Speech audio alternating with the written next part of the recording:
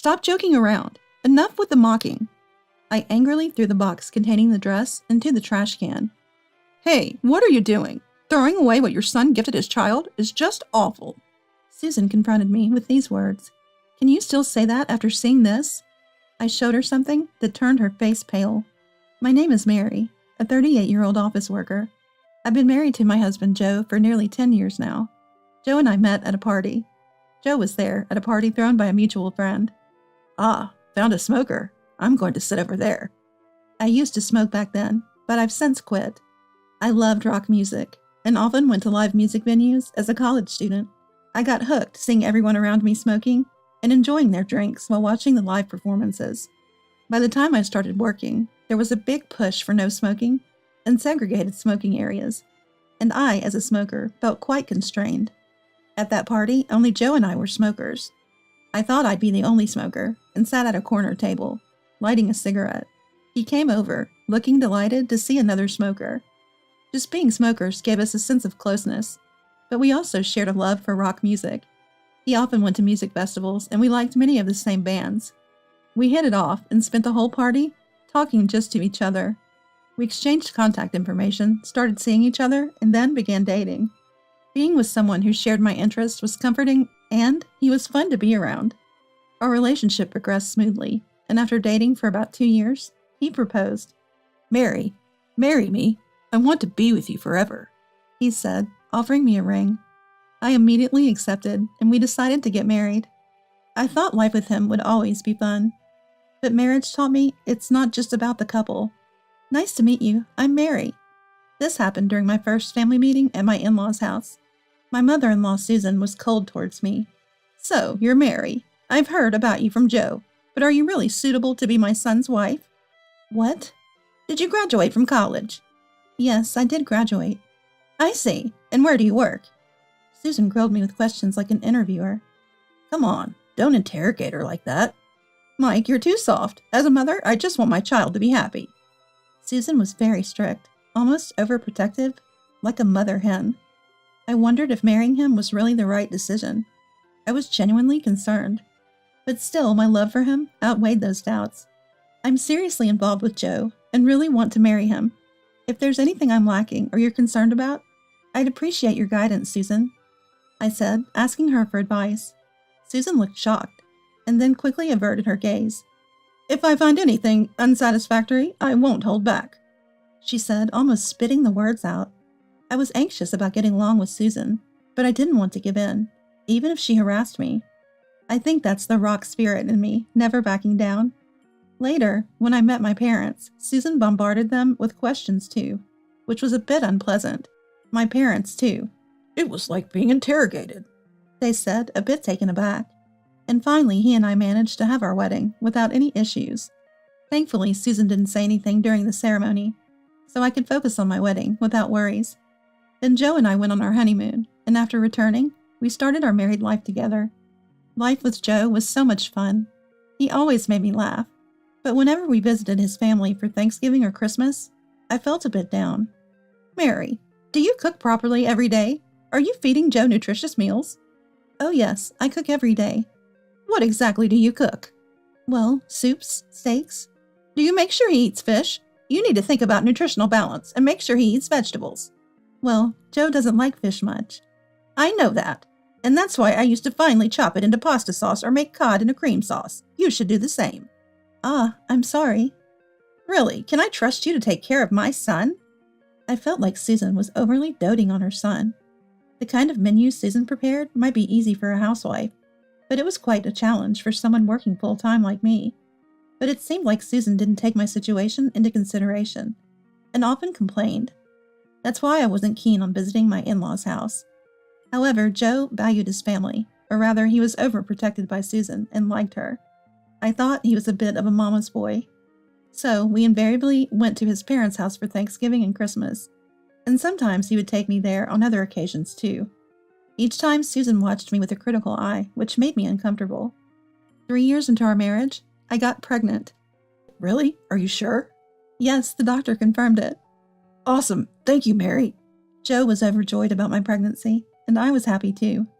Both my parents and my in-laws congratulated us. I was excited about starting my new life as a mother, but pregnancy was tough. I was prone to getting sick, and even eating was a struggle. When I discussed it with Joe, he said, "I'm not good at housework."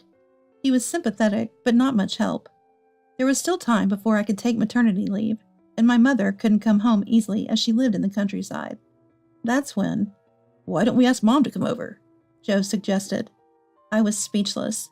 The thought of living with Susan, who had always been harsh with me, especially when I was physically and emotionally vulnerable, during pregnancy was unbearable. I'm not sure about that," I blurted out, and Joe was surprised. "Why not? Her house is close, and it would be best. You'd appreciate Mom's help with the housework, right? It makes the most sense. I'll call her right away." Wait a minute. Joe decided on his own. Before I knew it, Susan was coming over every day to help with the housework. "Susan, thank you for helping out from today." "Sure thing." I was extremely anxious.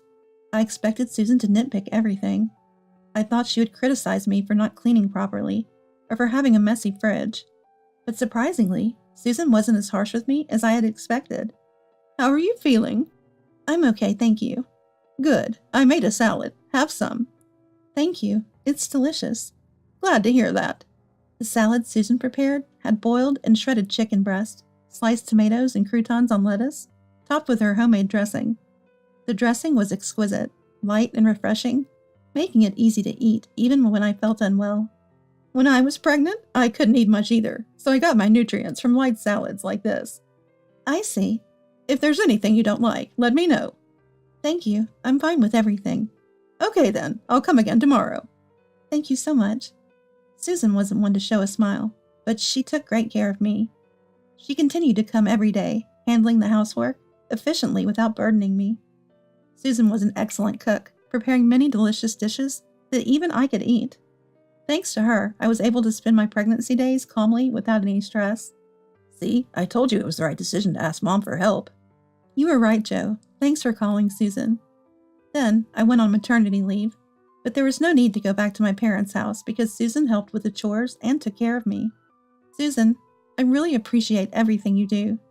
"It's fine. That's what family is for, to support each other during tough times." Susan. Maybe I had misunderstood Susan. I thought she was a troublesome person who doted on her son and saw her daughter-in-law as an adversary, but that wasn't the case. She accepted me as part of the family and was strict because of that. A few months passed and I gave birth. It was a healthy baby girl. "You did well. Congratulations." "Thank you, Susan." Susan congratulated and comforted me. My parents also came to celebrate the birth. Joe managed to get away from work and was thrilled about the arrival of our daughter. Thus, with the arrival of our new family member, Joe and I began our life as a family of 3. Susan's help with our daughter, Karen, during my maternity leave was invaluable. Karen grew quickly, learning words early on. "Mom, Dad," she began calling Joe and me. Time flew by as I raised her, and soon she was 5 and attending kindergarten. While I balanced work and parenting, Susan considerately helped with Karen. Today, Karen and I played house. "Grandma and I had so much fun." "That's great to hear." "Speaking of which, is Joe coming home late again today?" "Yes, he seems to have a lot of overtime lately." "I see. It's good to be busy at work, but he should also make time for his daughter." "You're right."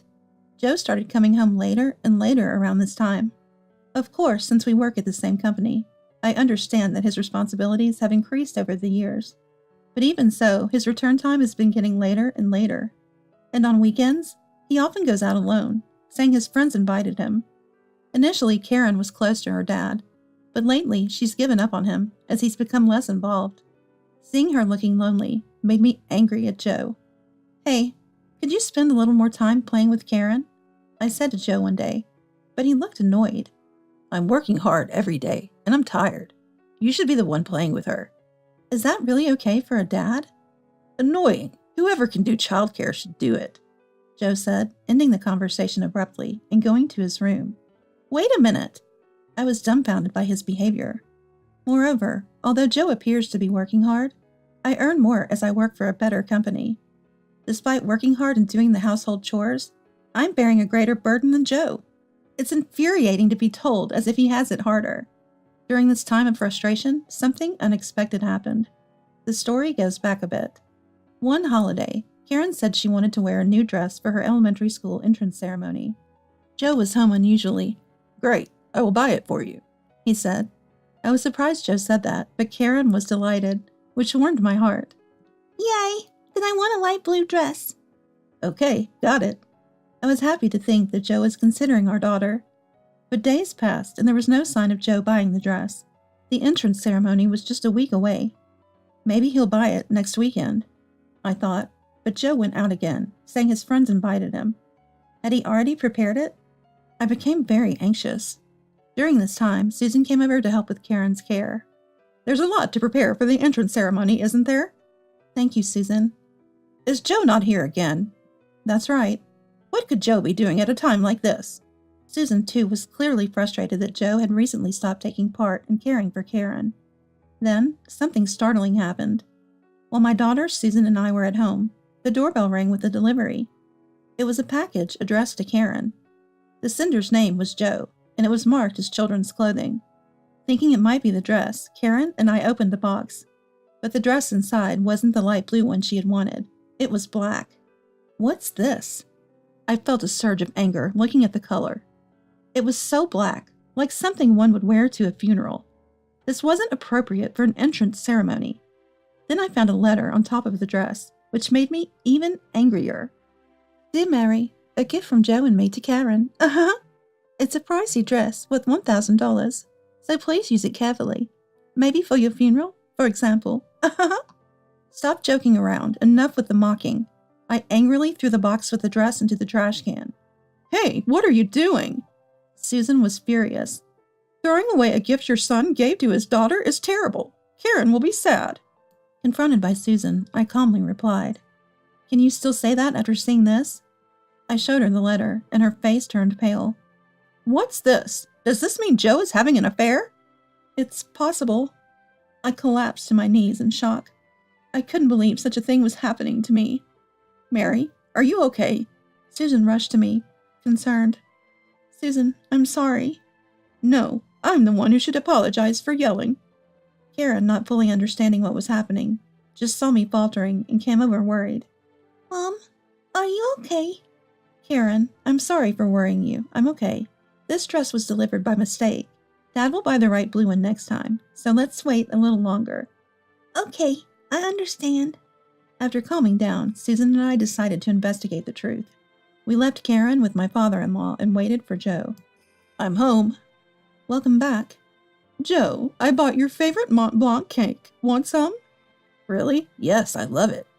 Joe has a sweet tooth, especially for cakes, so Susan used sweets to catch Joe off guard. "I'll prepare some iced coffee." "Thanks." As Joe was fixated on the Mont Blanc in front of him, Susan approached with iced coffee, but deliberately spilled it on his clothes. "Whoa, Mom, what are you doing?" "Sorry, you better take that off quickly before it stains." Susan urged Joe to change his clothes. Caught off guard, Joe left his mobile phone on the table and went to change. While Susan was following Joe, I opened Joe's mobile phone. He had said it was set to his birthday. When I entered the lock number, I could access Joe's mobile phone. I found the text with his mistress and took photos with my phone. Then, "Come over now. I want to introduce you to Mom. My wife is out with our daughter." I messaged the mistress from Joe's phone. Immediately, a reply came. "Finally decided to leave her and be with me. I'm so happy." Great, the mistress will come here now. And indeed, after some minutes, the mistress arrived. When I opened the door and led her to the living room, Joe was shocked. "Sarah, why are you here?" "Why, you invited me. You said you wanted to introduce me to your parents." "I didn't do anything like that." "What are you talking about? You sent me a message." Joe checked his phone in a panic and realized I had sent the message. "Mary, you mess with my phone. That's despicable." Joe was furious at me, but Susan got angry at Joe's response. "The lowest of the low is you. How dare you betray your wife and daughter like this? To hurt your family instead of protecting them. You should be ashamed." "Mom." Joe was surprised to be scolded by Susan, who usually sided with him. I asked Joe about the black dress. "Did you know about the black dress that Sarah sent to Karen?" "What?" "This dress came with a letter like this. Joe seemed unaware as he read the letter, speechless. Sarah smirked triumphantly. You did this, Sarah? Well, Karen wanted a dress. Uh-huh. So I bought her one. Uh-huh. It's a designer brand. Cost $1,000. Are you insane? Making our affair public and even involving my daughter in it? Well, I thought you'd never leave her otherwise. What are you talking about? I'm not divorcing. What?